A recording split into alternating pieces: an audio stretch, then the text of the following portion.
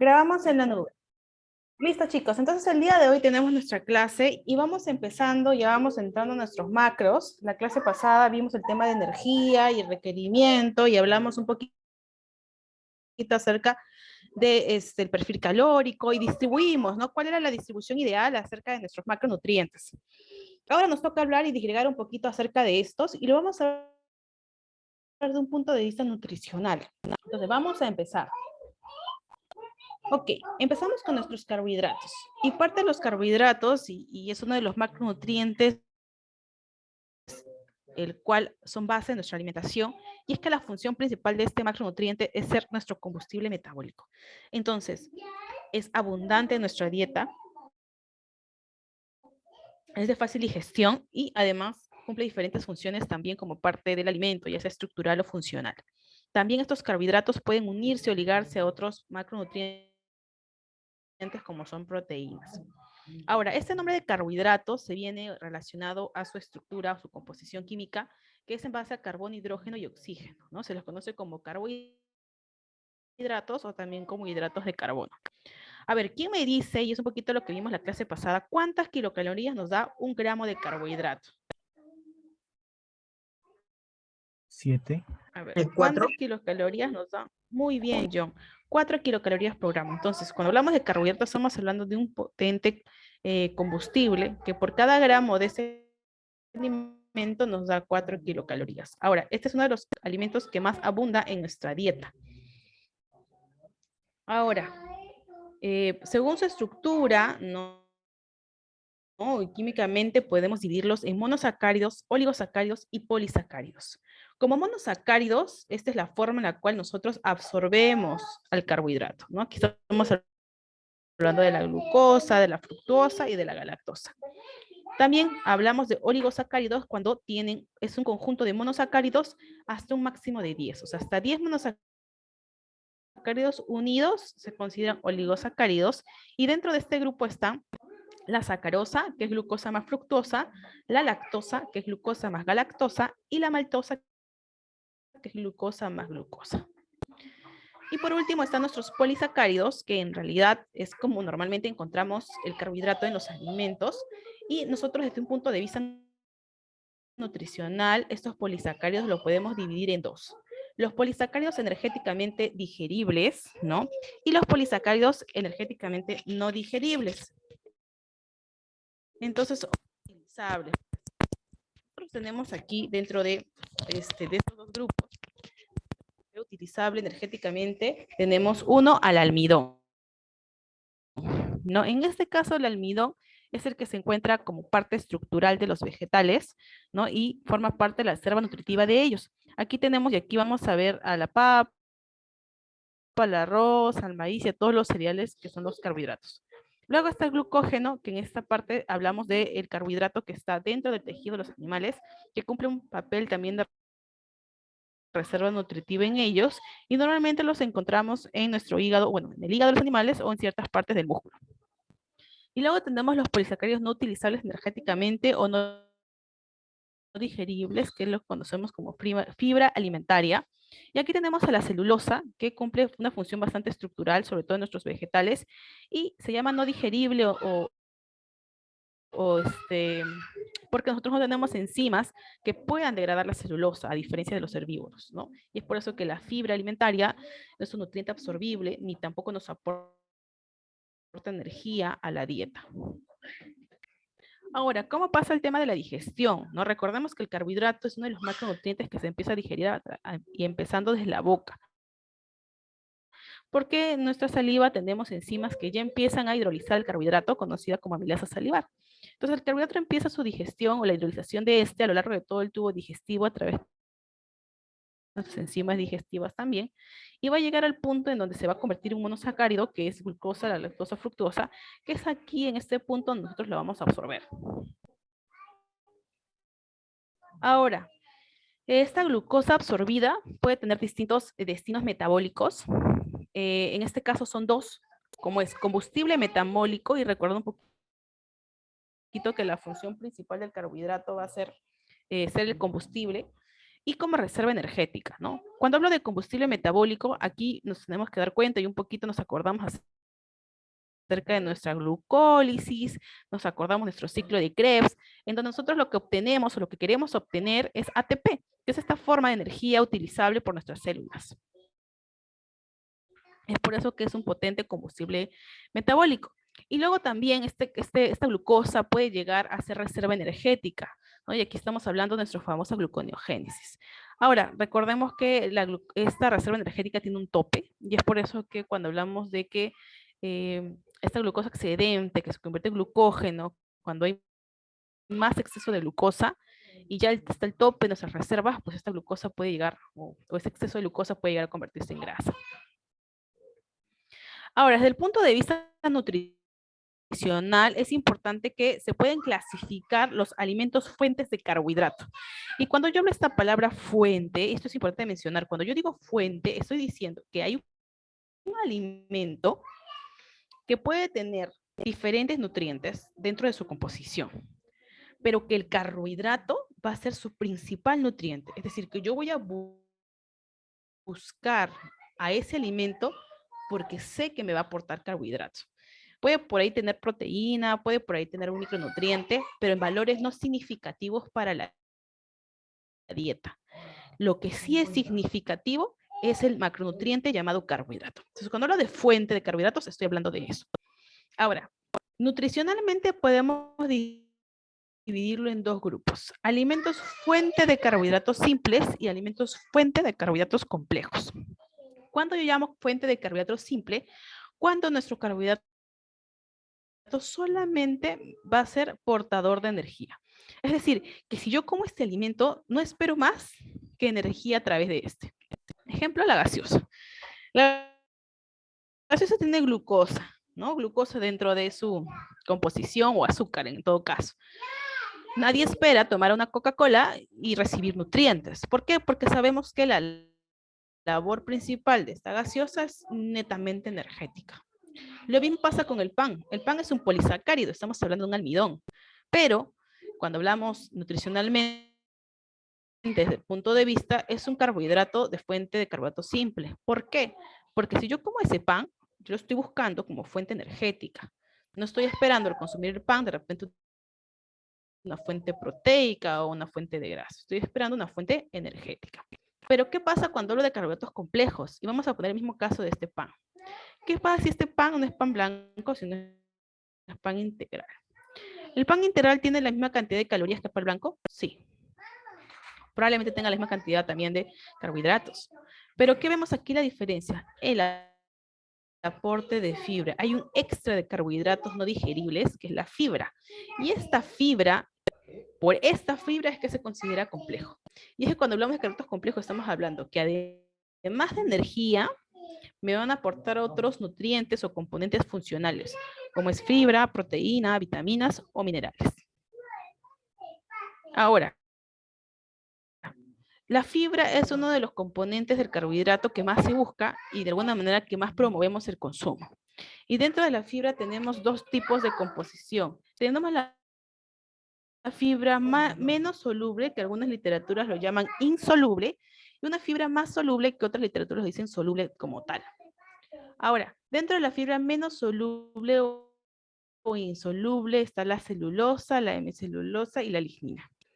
Ahora, dentro de las fuentes en donde podemos encontrar este tipo de fibra, va a ser el trigo entero, va a ser el salvado, frutas, semillas comestibles, ¿no? Algunas frutas que son bastante fibrosas, que tienen muchos tronquitos.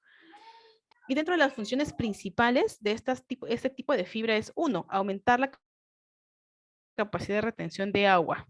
¿Y esto qué permite? Aumentar la forma en caso del volumen fecal, y eso hace que reduzcan el tránsito intestinal del mismo.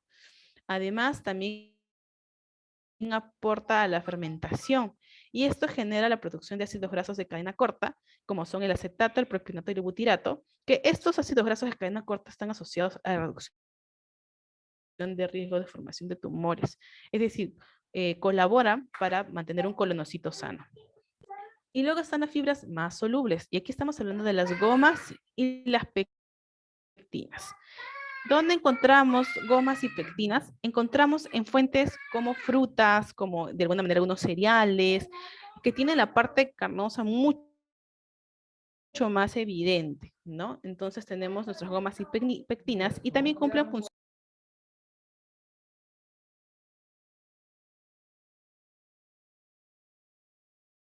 Aquí dentro de las funciones principales dan lugar a la formación de geles y de esta manera pues retrasan el vaciado gástrico y generan una sensación también de saciedad. También se unen a minerales, lípidos y ácidos biliares y aquí como aspecto positivo es que ayuda o contribuye a la excreción del colesterol sérico. Entonces, la fibra va a ser un predictor importante en cuanto a aspectos positivos dentro del tubo digestivo, pero vamos a conocer efectos deseables, efectos neutros y efectos no deseables. Mientras más fibra tenga el carbohidrato, aporta ciertos efectos al tubo digestivo. En el estómago, por ejemplo, como efecto deseable es el retraso del vaciado gástrico, así esta sensación de saciedad o de llenura. La fijación de metales pesados. En el intestino tenemos fijación de esteroides, lo que decíamos que puede arrastrar el colesterol. También tenemos fijación de ácidos biliares. Y como un efecto no deseable está la reducción de absorción de nutrientes. Así como arrastra colesterol, también arrastra minerales, como el calcio, como el hierro, ¿no? Y es por eso que de repente si un vegetal es muy rico en calcio, pero a la vez es muy fibroso, como por ejemplo el brócoli. El brócoli es un alimento muy fibroso en el tallo. El tallo tiene mucha fibra, ¿no? Pero tiene también bastante calcio. La fibra no soluble de este brócoli va a hacer que este calcio que tenga el brócoli no pueda llegar a ser absorbido de manera correcta por este efecto no deseable. Como un efecto neutro tenemos la reducción de la absorción de glucosa. ¿Por qué? Porque va a depender de qué paciente puede ser beneficioso. Definitivamente un paciente diabético en los cuales queremos controlar esa absorción, pues alimentos ricos en fibra va a ser un efecto deseable, ¿no? En el colon también tenemos puntos deseables y puntos no deseables. Como un efecto no deseable está el aumento de la producción de gas. Es que es cierto, mientras más fibra tenga un alimento, mayores gases puede producir, porque fomenta la fermentación del mismo.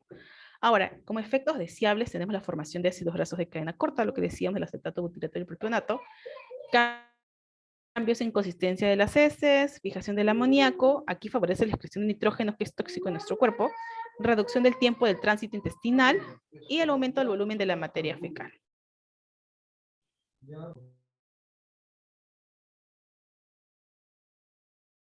Ahora, dentro de los alimentos que uno podría considerar que tiene más fibra, tenemos a nuestras frutas, nuestras hortalizas y nuestras leguminosas. Ahora, ciertos alimentos tienen de ambos tipos de fibra, es decir, un alimento podemos tener ambas fuentes, fibra insoluble como fibra soluble a la vez. Un ejemplo es la manzana, ¿no? La manzana, por ejemplo, cuando hablamos de la cáscara, estamos hablando de una fibra menos soluble,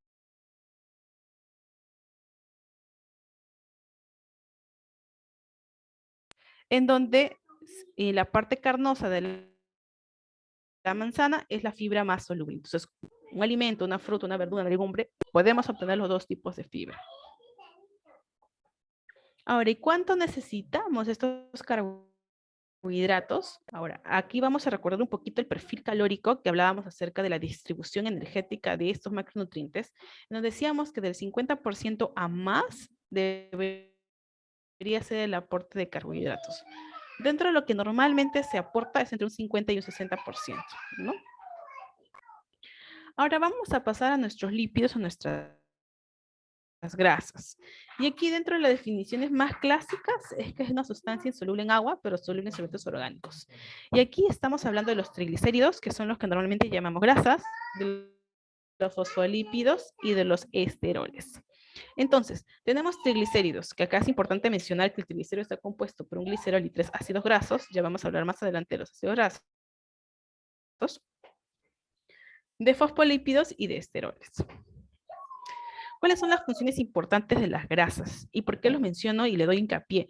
Porque la grasa es necesaria en nuestra dieta. No podemos eliminar la grasa de la dieta. ¿Por qué? Uno, que es fuente energética también. Recordemos que un gramo de grasa nos aporta 9 kilocalorías. y va a participar de diferentes funciones o papeles en los procesos nutritivos de nuestro cuerpo. También es importante mencionar que casi el 97% de lípidos en nuestra dieta está en forma de triglicéridos, que quiere decir que nosotros lo que más comemos es triglicéridos, y el resto en forma de fosfolípidos, colesterol.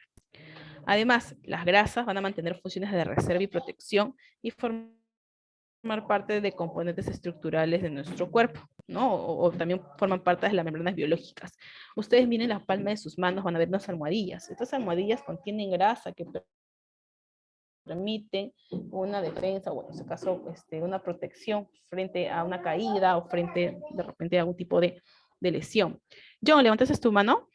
Sí, profesor, ¿y cuál sería el porcentaje correcto de triglicéridos, fosfolípidos y colesterol para que sea correcto en nuestra dieta? En realidad no es que hay un porcentaje correcto de ambos, porque el 97% de los lípidos son triglicéridos porque los alimentos aportan mayor cantidad de triglicéridos en la dieta. Entonces, nuestra mayor contenido de grasa va a ser de ácidos grasos.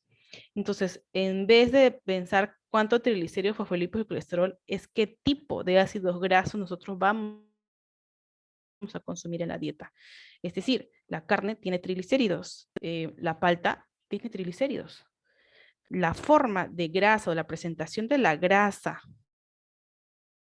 de los alimentos en mayor cantidad es en triglicéridos. Es por eso que lo consumimos de esa manera, ¿no? Los alimentos nos proveen triglicéridos más que fosfolípidos o más que colesterol. Esta es parte de su estructura. Ahora, otra función importante va a ser que permite los procesos de la fisiología celular, es decir, va a participar en la síntesis de hormonas esteroideas y de sales biliares. También hay vitaminas que solo se absorben en presencia de grasa, como son las vitaminas liposolubles, la A, la D, la E y la K. Por lo tanto, sin grasa no podemos absorber estas vitaminas. También hablábamos un poquito de los ácidos grasos. Existen ácidos grasos esenciales, que son los que nosotros debemos consumir, y es ahí donde debemos apuntar la absorción o el consumo de la dieta. Y además, considerando que parte de las funciones importantes es que es un vehículo de muchos componentes, además de que le da la textura, el olor y el sabor a los alimentos. Y es por eso que esa frase que a veces escuchamos, si no tiene grasa no es rico, no está de todo trillada, porque sí es cierto, la grasa confiere este sabor y esta textura a los alimentos. Aquí lo importante es qué tipo de grasa es el que estamos consumiendo. Y es por eso que vamos a hablar de los ácidos grasos. Teniendo en cuenta que el 97% de nuestra dieta es en forma de triglicéridos, porque los alimentos nos aportan este tipo de grasa, es importante mencionar los dos tipos de ácidos grasos que vamos a encontrar. Recordamos que el triglicérido es un fosfolípido y un glicerol y 3 ácidos grasos. Por lo tanto, los ácidos grasos son los que tenemos que tomar en cuenta para poder saber cuál es el que deberíamos consumir. Entonces, son dos grupos grandes. El primer grupo es el ácido graso saturado y el segundo grupo es los ácidos grasos. Dentro de este primer grupo es importante mencionar que son cadenas que tienen enlaces sencillos de carbono adyacente, no tienen dobles enlaces y esto hace que nuestra grasa sea bastante estable y tenga una característica sólida a temperatura ambiente. Es por eso que lo observamos, lo podemos tocar y ver, ¿no? Aquí predominan sobre todo en los alimentos de origen animal. Por eso que observamos la grasa de la carne, del pollo, del chancho, hasta de la leche. Vemos la nata de la leche, es grasa de la leche y llega a ser sólida, ¿no? A temperatura ambiente. Según se han calentado bastante la leche y luego la han puesto en una taza y no la han tomado de inmediato, pues van a ver la formación de este tipo de grasa y se vuelve sólida. Ahora, hay también excepciones a la regla. Si bien es cierto, los ácidos grasos saturados nos aportan los alimentos de origen animal, también alimentos de origen vegetal que aportan ácidos grasos saturados, como es la palma y el coco. No sé si alguna vez han ido al mercado o han utilizado lo que se llama manteca vegetal. Es como una masa, es como una mantequilla blanca, ¿no? Que no necesita refrigeración. Y es porque es sólida a temperatura ambiente y proviene de una planta que se llama palma. Esta manteca contiene una gran cantidad de ácidos grasos saturados. Al igual el coco. El coco contiene ácidos saturados y lo podemos observar, por ejemplo, si alguna vez ustedes han hecho una leche de coco natural, se van a dar cuenta de que al momento de dejar en reposo, se forman dos capas, ¿no? Y una de las capas se forma una capa dura, ¿no? Que es, en este caso, la grasa. Muy bien. Ah, antes de pasar al siguiente, es importante mencionar que es este tipo de ácidos grasos los cuales debemos evitar en cuanto a su consumo excesivo. ¿Por qué? Porque en exceso son considerados factor de riesgo para esclerosis y enfermedad coronaria. Ahora vamos a hablar del otro grupo, que son los ácidos grasos insaturados.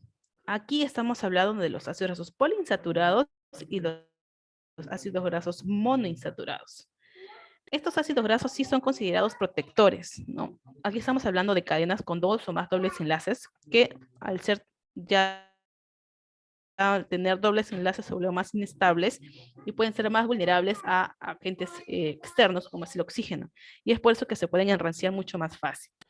Ahora, dentro de estos ácidos grasos en que estamos pensando en el omega 3 y el omega 6, ¿no? Que son considerados ácidos grasos esenciales. ¿Cuáles son las fuentes de ácidos grasos saturados? Normalmente estamos hablando de fuentes de origen vegetal.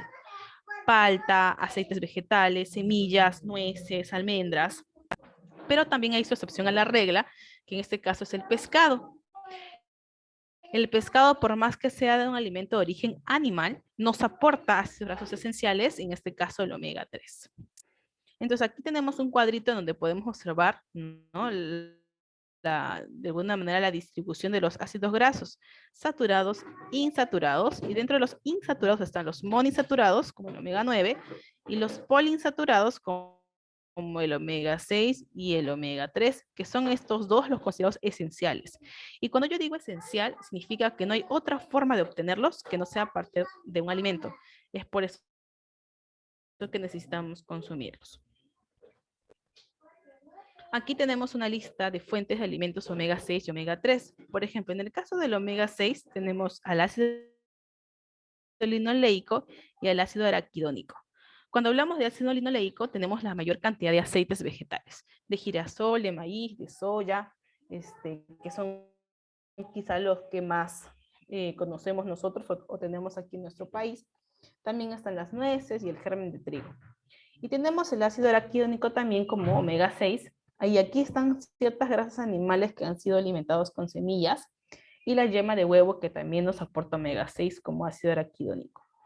Y luego tenemos al omega 3, que aquí estamos el popular EPA y DHA, quizás es uno de los ácidos grasos más populares, que nos aportan nuestros animales, que en este caso son nuestros pescados, ¿no? Atún, arenque, salmón, y también nuestras algas marinas. El aceite de pescado también tiene alto contenido de EPA y DHA, y es más, es este aceite de pescado que se utiliza como,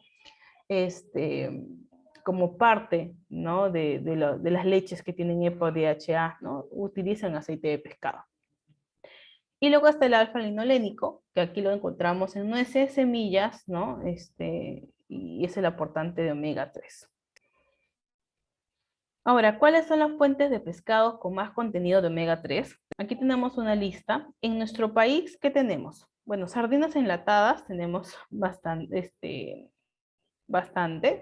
Caballa, también tenemos bastante caballa en nuestro país. Tenemos, bueno, salmón, tenemos palometa, también tenemos palometa en nuestro país, atún y trucha, ¿no? Trucha de río, que también aquí en nuestro país consumimos. Y por último, les quiero El mostrar bonito no este está, tipo de... profesora. No está dentro de los top, pero sí tiene, ¿no? Dentro de los top no está. Pero está la caballa, ¿no? Y la caballa también es bastante accesible. Dentro de los... Aquí les muestro el ácido graso trans. ¿Qué son los ácidos grasos trans? Este tipo de ácido graso no es naturalmente adquirido, es decir, naturalmente no está presente en los alimentos. Estos ácidos grasos trans es creado por la industria alimentaria. ¿Y por qué lo muestro? Porque está casi en todos los alimentos de industria. Ahora, ¿qué son? Los ácidos grasos trans fueron en su tiempo grasas insaturadas, que actualmente van a actuar como grasas saturadas y son muy dañinas para el corazón. Elevan los niveles del colesterol conocidos como malo y reducen los niveles de colesterol conocidos como bueno. Además, se le confiere una particularidad de ser mucho más ateroscleróticos que las grasas saturadas. ¿Y cómo obtenemos estos grasas trans o grasas trans? A través de un proceso químico en donde se añade hidrógeno a nuestros aceites, llamado hidrogenización.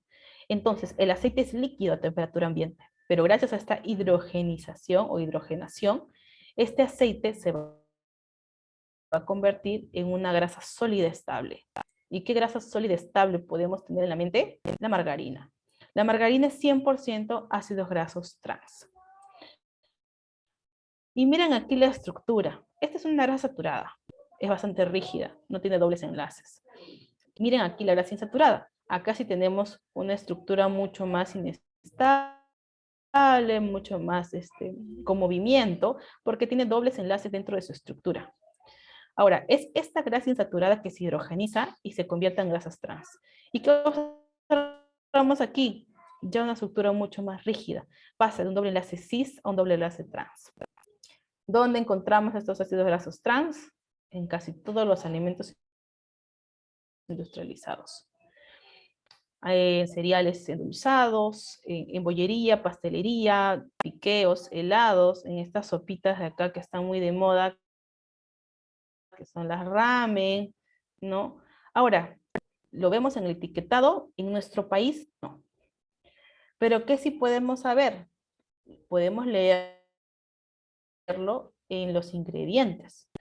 Si alguien tiene un paquete de galletas, si alguien tiene por ahí un cereal a la mano, les invito a darle la vuelta a buscar ingredientes y buscar si dice grasa parcialmente hidrogenada o grasa hidrogenada. Cuando hablamos de grasa parcialmente hidrogenada o grasa hidrogenada, estamos hablando de grasas trans, ¿no? Entonces, están presentes en nuestros alimentos. Y es por eso que la tendencia actual del consumo es ir a consumir alimentos que puedan ser los más naturales posibles, para poder evitar este aporte de grasas trans inherente en los alimentos o en la industria de la alimentaria, que ya lo tenemos constantemente. John, ¿levantaste tu mano? Sí.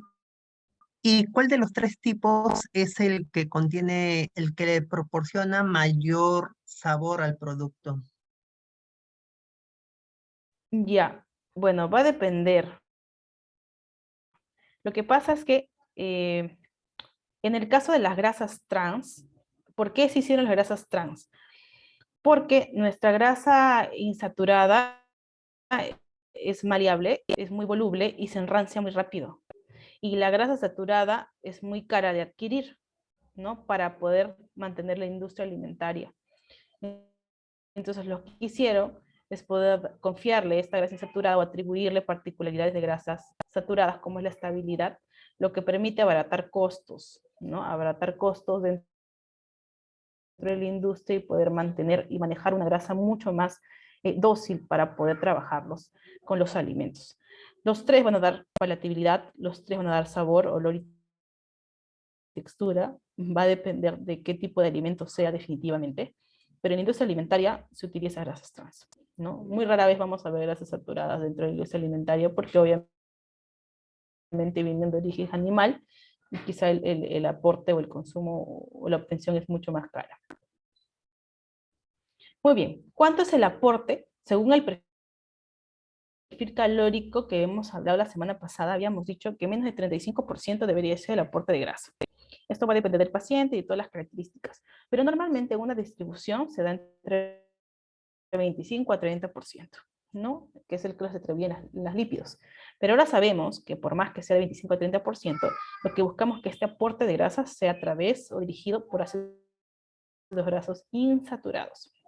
Es decir, que esta grasa tan importante, que cumple funciones tan importantes que hemos aprendido el día de hoy, sean portadores de ácidos grasos insaturados que no solamente aporten en su funcionabilidad, sino que también sean protectores, ¿no? Dentro de la dieta.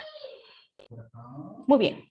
Listo, chicos. Entonces, hoy hemos aprendido un poco más de carbohidratos y lípidos con un punto de vista nutricional. Voy a hacer las 3 preguntas finales de la clase para reforzar lo aprendido el día de hoy. La primera pregunta es, Desde el punto de vista nutricional, chicos, ¿cómo clasificaríamos las fuentes de carbohidrato? A ver, hablábamos acerca de dos tipos de fuentes de carbohidrato. Simples y complejos. Muy bien, Luis. Simples y complejos. Y aquí va la segunda pregunta. ¿Cuál es la diferencia entre simple y complejo? Entre Ah, que que uno el simple- aporta aportan energía y el siguiente aporta fibra, proteínas, vitaminas también y minerales. Muy bien, Diana. La diferencia es que un simple solo va a ser portador de energía. En cambio, un complejo, además de energía, que sí me lo va a aportar por ser carbohidrato, me va a dar otra funcionalidad. Puede convertir un alimento funcional aportando fibra, o puede aportarme proteínas, minerales en proporciones significativas a la dieta. Muy bien. Y la última pregunta es, ¿qué tipo de ácidos grasos son los que deberíamos recomendar en la dieta? Omega 3 y omega 6. Insaturado. Muy, insaturado omega 6 y omega 3. muy bien, los Esencial. insaturados, porque aquí vamos a encontrar el omega 3 y el omega 6, que son ácidos grasos esenciales. Muy bien, chicos. Entonces hemos acabado nuestra clase teórica el día de hoy. En práctica vamos a empezar a trabajar tablas de composición de alimentos y vamos a empezar a nuestro proyecto número 1. Así que no falten a sus prácticas. Dime, Jesús, levantaste tu mano. Sí, profesora, pasa que a veces cuando uno es estudiante y por ahí los familiares se enteran que eres estudiante, te preguntan temas a veces muy profundos o a veces muy elementales. En ese sentido, la tabla que usted nos ha mostrado sobre las fuentes de ácidos grasos de omega 3, hay una serie de peces que efectivamente están en nuestra costa, ¿no? Mi inquietud viene por el lado del bagre de canal. ¿Es el mismo bagre que encontramos en la selva o a qué bagre nos referimos cuando hablamos de bagre de canal? Sí, sí. De canal, cuando hablan de canal, estamos hablando de ríos. Ah, entonces sí la podríamos recomendar para las personas que tal vez viven en la selva, por ejemplo. Sí, Muchas sí, gracias. no me había puesto a pensar del bagre, pero sí, sí es cierto. Más se me ocurría la trucha, pero sí, el bagre también está en nuestra selva, tienes razón. Muy bien. Profesora, Dime. la única carne que proporciona grasa insaturada es el pescado o hay otra carne más de otro animal. Como única fuente de ácidos grasos saturados es el pescado. ¿No? Ahora, puede que por ahí algún alimento de origen animal pueda tener algún aporte mínimo, no significativo, pero como fuente de ácidos grasos insaturados, el único es el pescado. Bueno, y la leche materna, ¿no? También sí se puede considerar como parte de origen animal, la leche materna también. Dime, Luis. Doctora, ¿y la tilapia es recomendable? Como fuente de ácidos grasos insaturados, Ajá. bueno, tiene ácidos grasos insaturados, quizá no tiene los esenciales, pero tiene ácidos grasos insaturados. Todos los pescados. Claro que son recomendables todos los pescados. Porque recordemos que tenemos ácidos grasos insaturados, esenciales y no esenciales. Todos los pescados tienen ácidos grasos insaturados, pero dentro de los esenciales son generalmente los azules de aguas profundas. Profesora, ¿y por qué se le considera el brócoli como el vegetal o el alimento más completo que existe? ¿O es un mito? Bueno, no lo he escuchado, como el alimento más completo que existe, no lo he escuchado nunca, pero Dentro de los generalmente vegetales. hablamos de la funcionalidad. Bueno, dentro de la funcionalidad, ¿no? O sea, el brócoli tiene fibra, aporta antioxidantes, aporta minerales, ¿no? Pero yo siempre, y van a escucharme repetir a mí siempre, no existen alimentos milagrosos, ¿no?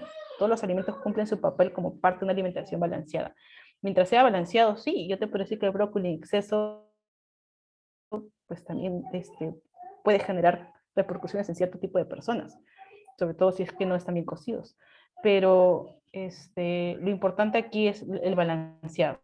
Entonces, saquémonos y poquito a poquito van a aprender en el curso de que no existen alimentos milagrosos, que tampoco existen alimentos satanizados, que lo importante es el balance.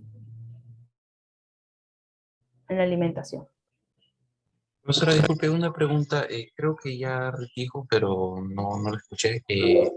Una recomendación de un librito para leer de nutrición. Ah, ya, libros. Bueno, libros Sí. grandes, tenemos Kraus. Kraus, que lo tienen, creo que está, si no me equivoco, free en el internet, ¿no? Kraus del 2014. Si no me equivoco, lo pueden encontrar free en internet, que es un libro grande, gordo, y justamente vamos a tratar varias cosas de Kraus porque se trata de toda casi de todas las fases de nutrición. También tenemos el libro Panamericano de Nutrición, o el Atlas de Nutrición de Teoría Panamericana, también es un libro chiquito que también les puede ayudar bastante a ver ese tema. De ahí creo que en la Winner tenemos el libro de nutrición oncológica, que si bien está orientado a nutrición oncológica, se busca mucho trabajar lo que es alimentación balanceada, entonces ahí también les puede orientar un poquito y hay ejemplos de dieta y todo para un paciente oncológico, pero nos da nociones un poquito previas porque va dirigido no al profesional, sino va dirigido de alguna manera al paciente. Entonces está muy práctico, ¿no? Muy práctico, muy fácil de explicar, ¿no? Y lo tenemos en nuestra biblioteca. Ahí igual en el sílabo, que creo que no sé si lo he colgado, ahí hay varios libritos que también lo pueden ir revisando. Gracias. Muy bien, chicos, nos vemos entonces con todos. Si no hay más preguntas, nos vemos con todos en práctica y con los que ya no nos vemos la siguiente semana en teoría.